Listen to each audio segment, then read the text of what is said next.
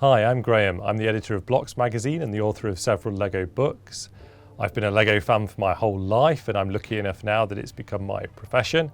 I'm going to be answering questions from Telegraph Recommended readers, all about different topics around Lego. The best way to think about the difficulty level of a Lego set for your child is to look at the age marking on the box. That's a really good indicator. And if you're thinking of getting a Lego set for your child, probably go with the age marking on the box that is the same age as them. Go for something relatively small or medium size that's approachable, and then see how they get on with it. Once you've seen them build that first one and got a sense of how natural they find it, how much of a kind of Lego fan they become by the end of it, can determine whether you want to get them another set of the same age marking, or whether you might want to go slightly higher or go for something slightly simpler. So yeah, the age marking is really helpful for determining that. Well, Lego's been in a kind of resurgence for about 20 years now. Like, the sales of Lego sets just keep growing and growing and growing. But 5 years ago, of course, everyone was stuck at home as a result of the pandemic. So people were looking for things to do within the house. And as a result of that, building Lego sets became much more popular, and particularly for adults, because just by coincidence, the Lego group had introduced a whole new range focusing on adults much more than ever before.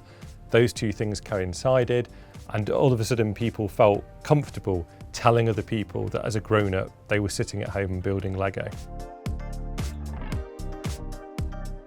You might actually be surprised to know that there's been instructions in Lego boxes for 70 years, so it's something that's really common that lots of generations have grown up with now.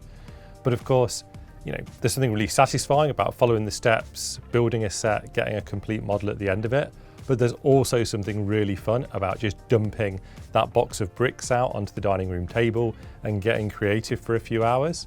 So I would say it probably doesn't have to be an either or thing. If you've got a child who loves building Lego sets, it's worth also getting them a big box of loose bricks and making time. Maybe it could even be family time for everyone to just sit around the table and build creatively together. It can be so much fun and so inspiring and just really joyful.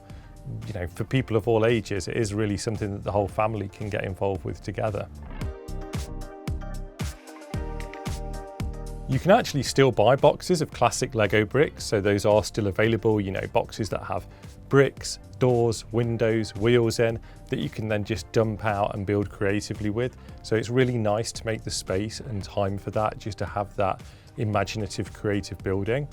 But you might think that when children are following the instructions, they're not actually being creative. But as they're following the steps, they're learning how all of the different pieces and elements interact with one another and different ways they can use them. So when they do build things creatively themselves, they'll know some of these little tips and tricks that they can put into their models. So even when they're following the instructions, it can be inspiring their creativity. So obviously there's lots of enormous, massive Lego models for adults that come at a higher price than others. But if you're looking for something that's a bit more approachable and affordable, then the Botanicals range is really good. There's lots of low price points within that. Lego Ideas often has lower price point products. There's a Snoopy set, for example, that's relatively affordable compared to the bigger sets. And then also, don't be afraid to look at the sets that are targeted at children. So things like Brickheads and Creator cover lots of different topics. And in the case of Brickheads, you've got nice little display models that can sit on a shelf and don't take up too much space. And in the case of Creator, you've got quite interesting, involved builds that are quite intricate, that will still be very engaging, even though the age mark on them is strictly speaking for a child. So Lego is a company that tends to do incremental change. So over time, there's improvements in the parts, the techniques, the way the models are constructed. But they do also have a big innovation this year, which is the new Smart Brick. So this is a technology-infused brick that can add extra functionality to models. So for example, when children pop the Smart Brick into a Star Wars X-Wing fighter and they fly it around, it will make authentic noises. The engines will whir and the blasters will fire and things like this. So it's giving an extra level of play to certain Lego sets. I think through the years, there's always an appeal to sitting down with a project to do that's tangible, that's physical, that's relaxing, but also engages your brain.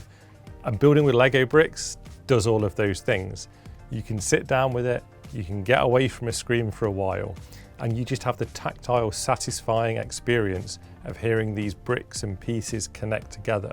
And by the end of it, when you've finished your session of Lego building, you've achieved something. You've gone from a little pile of bricks on the table to something, whether it's something you've created yourself or something you followed the instructions for.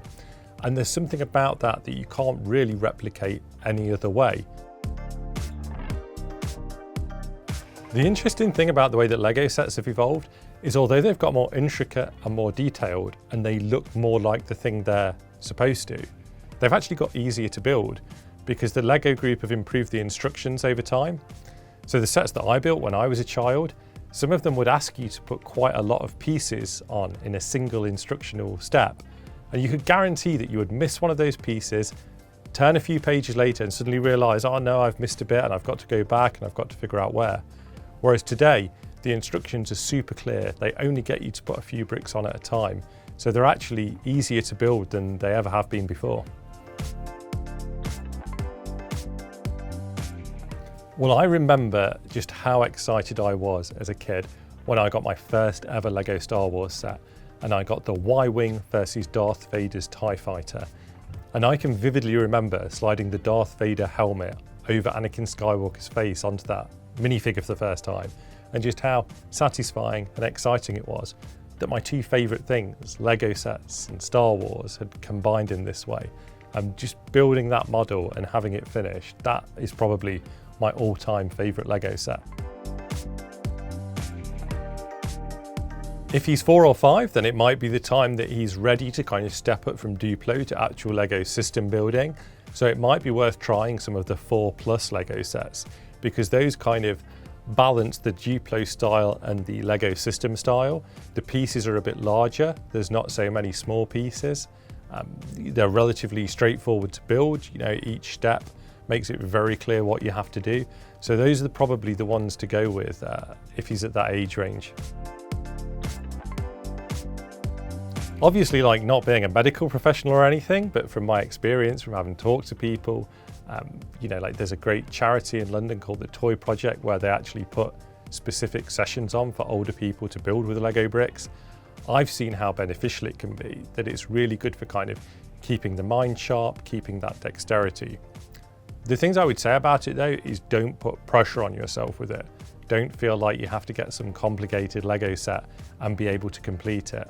So some of the ones that might be nice to start with is just some boxes of coloured bricks, because you know they're really clearly visible in things. It's really easy to identify what they are. The botanicals might be a good shout because they're often very colourful.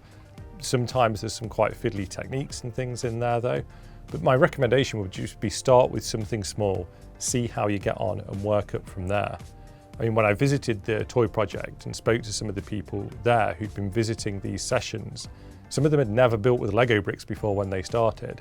So they started with smaller sets. But by the time I was talking to them and they'd been going to these sessions for a year, they were building like huge, big things that you really wouldn't expect someone in that age bracket to be doing. So it's very achievable, very nice way to kind of keep your brain and your fingers active. Yeah, and just don't put pressure on yourself to start with anything too challenging. So there's a little bit of a misconception, like Lego sets are expensive. There's some extremely expensive products out there that cost, you know, £600 or more. And back in the 80s and the 90s, the pirate ships and castles and Viking fortresses and things like this were really expensive for the time. So it has always been a premium priced product.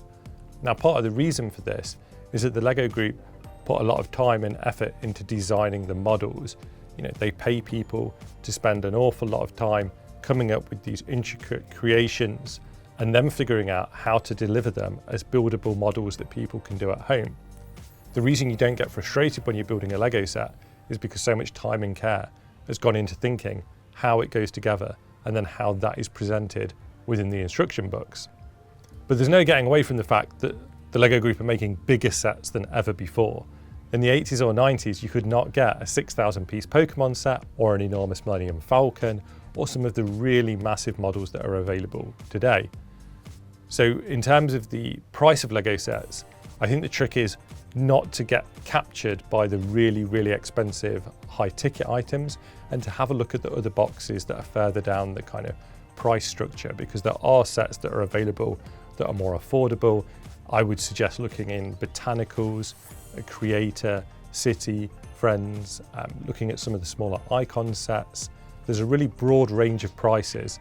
To read my answers in full and find out more, go over to Telegraph Recommended.